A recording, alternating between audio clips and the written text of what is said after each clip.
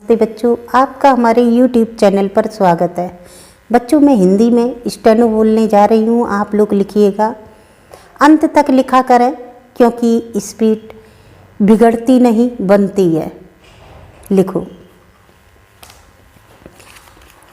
महोदय, बैंकों का राष्ट्रीयकरण हुआ तो कुछ ऐसी हवा उड़ाई गई जैसे किसी वर्ग के विरुद्ध यह काम हो रहा हो।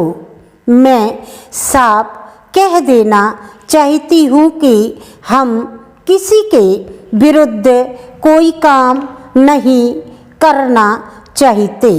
हम चाहते हैं कि सब मिलकर चलें, लेकिन जो लोग हमारे देश में थोड़े से धनी हैं या पूंजीपति हैं, उनसे मैं स्पष्ट कहना चाहती हूँ कि यह जो कदम हम उठा रहे हैं, यह उनके विरुद्ध नहीं है।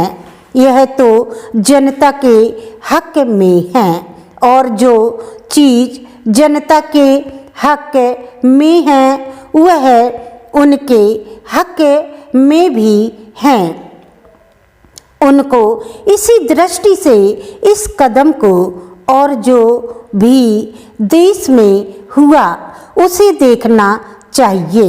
जब महात्मा गांधी ने स्वतंत्रता का आंदोलन शुरू किया, हमारे देश में बड़ी भारी क्रांति आई, लेकिन उसे नम्रता से उन्होंने किया और सबको मिलकर किया।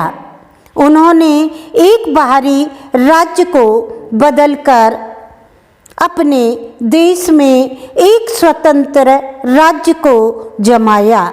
यह जो क्रांति हुई वह समाप्त नहीं हुई, क्योंकि बदलती हुई दुनिया में देश को और समाज को हर समय बदलते रहना है।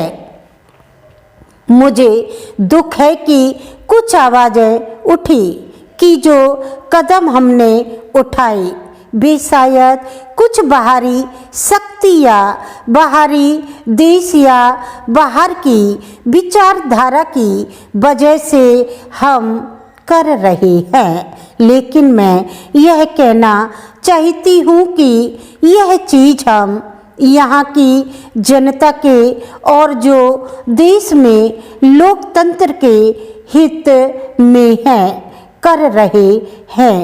मुझे मालूम है कि भारत की जनता के दिल में लोकतंत्र की भावना जमी हुई है। वे कभी ऐसा काम नहीं करेंगे जिससे किसी तरह की हानि हो या किसी तरह से हमारी स्वतंत्रता पर आँच आए। हम जिस भी रास्ते जा रहे हैं वह सही रास्ता है। भारत के इतिहास से, भारत की संस्कृति से निकला हुआ रास्ता है।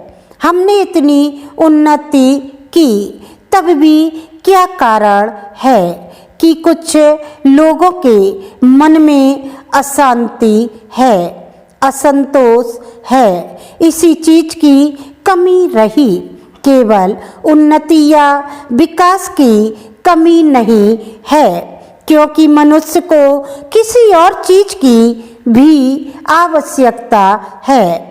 कभी कभी मनुष्य के जीवन में समय आता है जब उसके दिल में, उसके भीतर से एक क्रांति उभर आती है, जब वह अपनी आत्मा को और गहराई से पहचान सकता है, जब वह परिस्थितियों को और सफाई से देख सकता है।